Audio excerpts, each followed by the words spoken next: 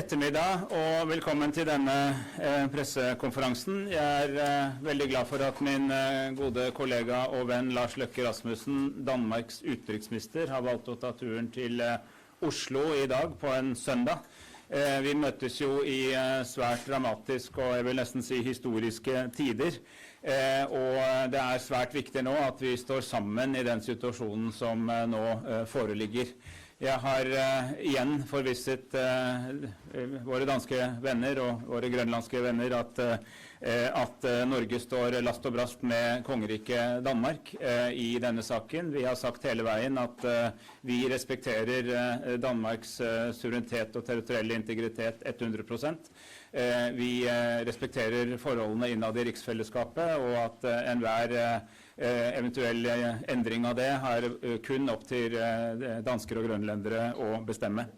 Og når det gjelder de truslene som har kommet det siste døgnet fra presidenten i USA om å innføre toll på land som har gitt uttrykk for støtte til Danmark og bistått med en militær kontingent for å planlegge nettopp det felles NATO-forsvaret av Grønland og Arktis, så sier jeg som vår statsminister har sagt at Norges standpunkt ligger fast. Vi kommer ikke til å la oss presse, og den type trusler uakseptable mellom nære allierte.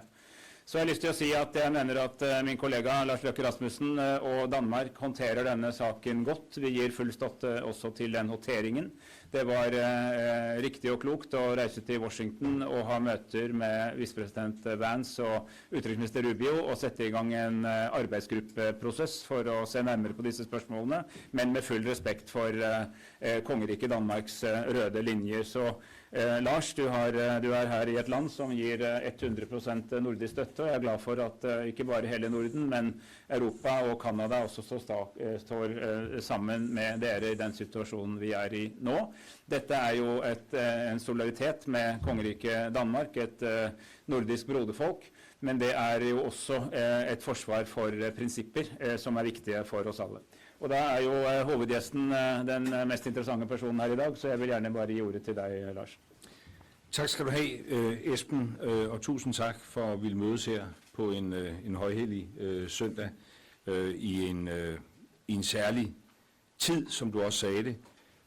Ikke bare for kongeriget Danmark, men i virkeligheden for den internationale verdensorden. Det sætter jeg meget stor pris på.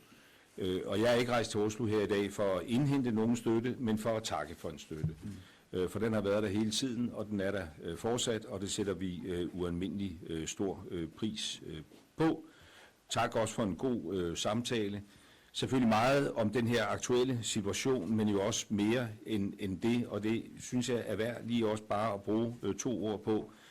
Fordi nu fylder alt det her omkring Grønland og rigsfællesskabet og præsidentens seneste trusler om en ny toldkrig utrolig meget, og det skal det også.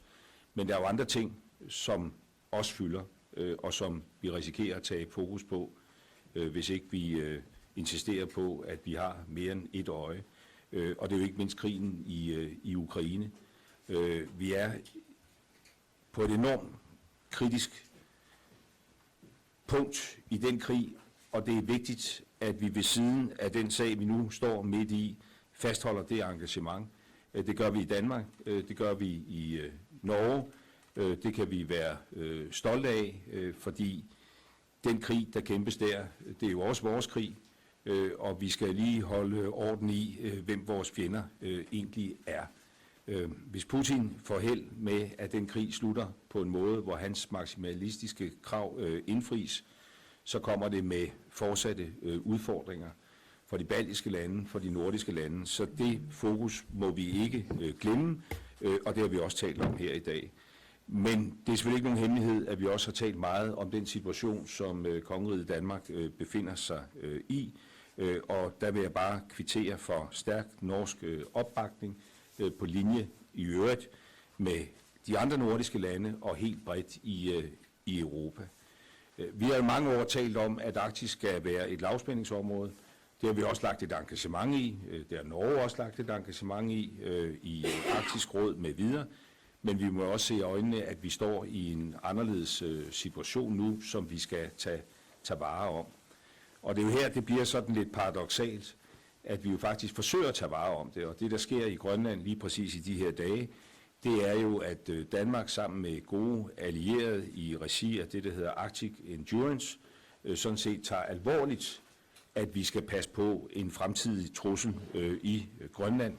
Og det er jo så præcis det forhold, der på det seneste har udløst, at præsidenten nu siger, at der skal indføres 12 på de lande, som i virkeligheden påtager sig at løse den opgave, som præsidenten øjensynligt ikke synes, at vi er i stand til at løse på sigt. Det gør det meget, meget paradoksalt. Og i den situation, der er vi jo nødt til at stå op for vores principper, og som Esben jo også var inde på det, så handler det jo om landenes suverænitet og territoriale integritet, men det handler jo om noget, der rækker langt ud over det. Det handler jo dybest set om den verdensorden, vi kender, og det handler om NATO-alliancens fremtid. Og der vil jeg bare kvittere for stærk norsk opbakning. Det sætter vi meget stor pris på. Da tar vi noen spørsmål i plenum. Vi starter med NRK. Ja, det er til Lars Løkke Rasmussen.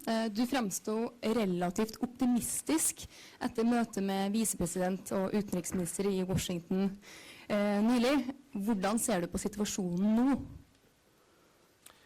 Jamen, jeg ser på situationen med stor alvor, og det gjorde jeg sådan set også efter det møde med vicepræsidenten, hvor jeg også sagde til mig selv, så nu for at fastholde pessimismen.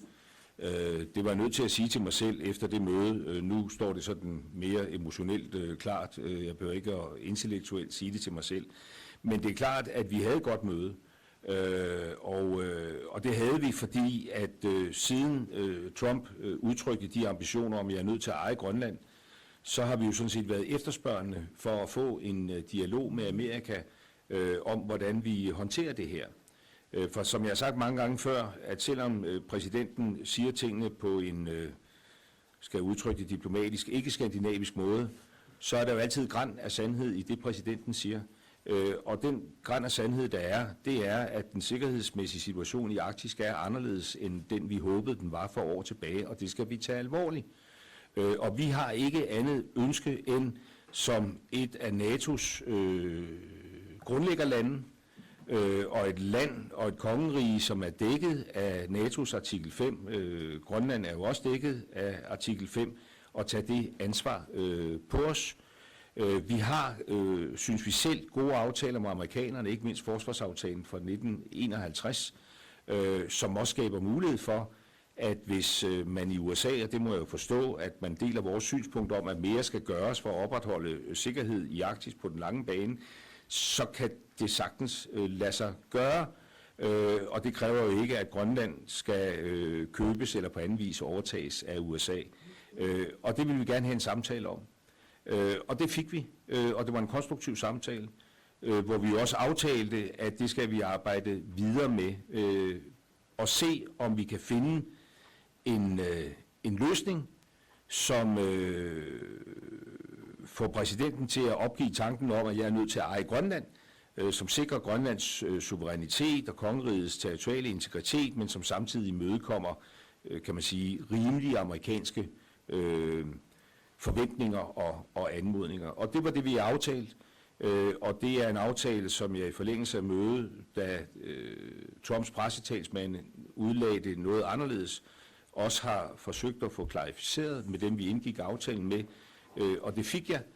Og derfor vil vi selvfølgelig også, selvom vi nu bliver stillet over for de her trusler, så vil vi jo selvfølgelig prøve også at blive i det spor.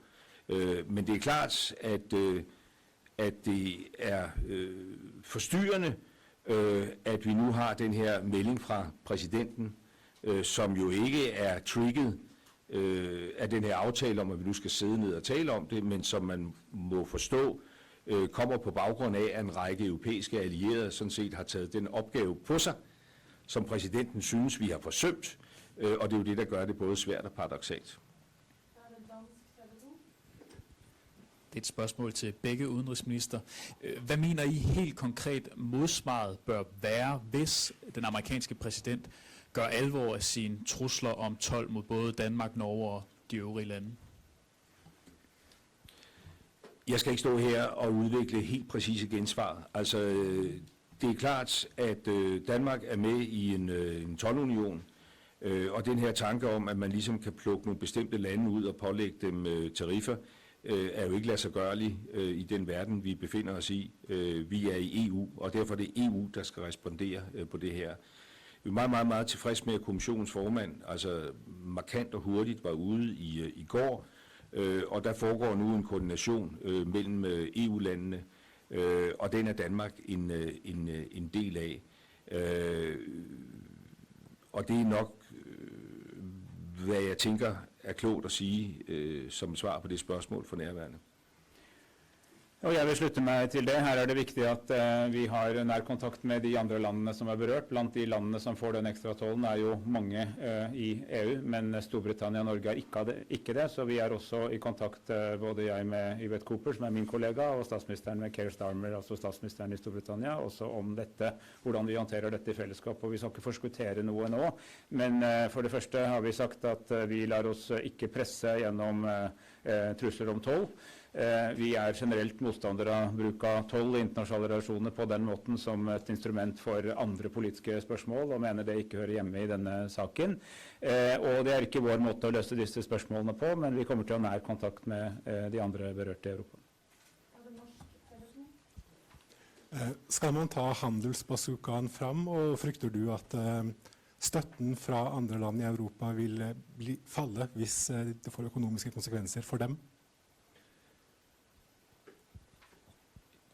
Jeg har noteret mig altså stærk opbakning europæisk-nordisk fra dag 1. Minder om, at den her sag startede umiddelbart jo faktisk før, at præsidenten blev præsident, men i særlig grad, da han så blev præsident, og lige om lidt er det så et år siden, jeg tror det er om 2 dage, han har været præsident et år, der var der fuldstændig entydig opbakning fra Europa, da de europæiske ledere mødtes i det europæiske råd, så var der en enstemmig udtalelse, og den er jo blevet gentaget efterfølgende. Så jeg betvivler ikke, at der er nogen stærk europæisk opbakning, og den er der af blivende karakter. Og det er den jo, fordi at det her handler om principper. Det handler jo, hvis man går op på den høje klinge, så handler det jo om en international folkeret, FN-charteret, en international regelbaseret verdensorden, og den trussel, der kommer her, den er muligvis formuleret op imod et bestemt mindre antal lande, som nu har taget et ansvar på sig med at efterleve vores NATO-forpligtelser, men den rammer jo hele EU, fordi vi er en toldunion. Og præcis derfor er vi jo så også en stærk union. Altså vi er en stærk union. Vi er en vigtig samhandelspartner til USA, det er Danmark også. Det er vores største eksportmarked, men det vender også den anden vej rundt. USA er den største udenlandske investor i Danmark. Vi er også en stor investor i USA. Vi er den 16. største internationale investor i USA. Vi er større end Italien. Vi er større end de arabiske emirater. Vi holder gang i 200.000 amerikanske arbejdspladser. Og det betyder så også, at vi har noget muskelkraft. Altså når vi flasher vores muskler kollektivt, solidarisk. Og det skal vi selvfølgelig gøre. Men det er ikke her på et presmøde i Oslo, at jeg skal stå og designe Europas præcise gensvar. Jeg noterer mig med stor tilfredshed, at der er fuldstændig entydig opbakning, og det er vigtigt. Jeg vil bare fort legge til, jeg støtter 100% det som Lars nettopp sa, og det er rett og slett sånn at for alle land, tror jeg, i Europa, så skjønner man at dette er et spørsmål om den grunnleggende rettsorden. Altså det å respektere statenes gjensidig respekt for hverandres suverenitet og integritet er grunnpilaren i internasjonalt samarbeid. Det er en helt annen liga enn spørsmål om tolltariffer, og derfor så tror jeg det er den støtte som man kommer til å videreføre, også av egeninteresse, fordi en sånn verden kan vi ikke ha, hvor man bare tar seg til rette og utfordrer hverandres suverenitet. Ja, I taler jo meget om principper og verdensorden, men hvis når vi har en situation, hvor modparten spiller efter nogle helt andre regler, hvad har vi så for værktøjer, som endnu ikke er blevet brugt? Jeg vil jo påpeke at jeg mener at vi lever i en tid hvor det stilles spørsmål med grunnleggende prinsipper og kjøreregler, prinsipper som ble til etter annen verdenskrig. Man hadde sett det Ragnarok som verdenskrigene i flertall skapte, og man bygde en verdensorden basert på FN, vi også med NATO, som jo i veldig stor grad fundert på prinsippene i FN det også, og hele det internasjonale samarbeidet. Men det altså slik at de fleste land i verden fortsatt ønsker en regelbasert verdensorden, selv om noen land mindre engasjert. Da får vi andre bli mer ansvarlige, ta vare på den, og også stå opp for prinsippene når de brytes. Og det styrke i fellesskap. Det føler mig sådan set egentlig dækket pænt ind af. Det er jo nogle helt grundlæggende ting, der bliver udfordret, og vi skal jo stå op på principperne, og så skal vi gøre alt, hvad vi kan for også at sætte dem igennem. Og der noterer mig jo også bare, at den amerikanske præsident ukonventionel, for at udtrykke det diplomatisk, men Amerika også andet og mere end den amerikanske præsident. Jeg har lige været der. Der også checks and balances i det amerikanske samfund.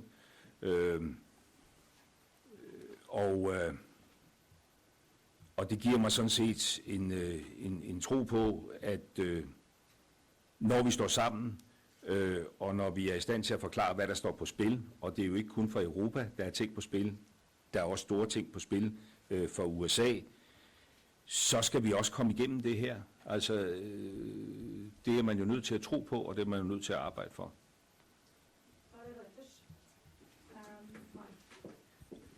You mentioned you want to continue the diplomatic track, but aside from that diplomatic track with the US, what other immediate or concrete actions are you considering taking on this matter now?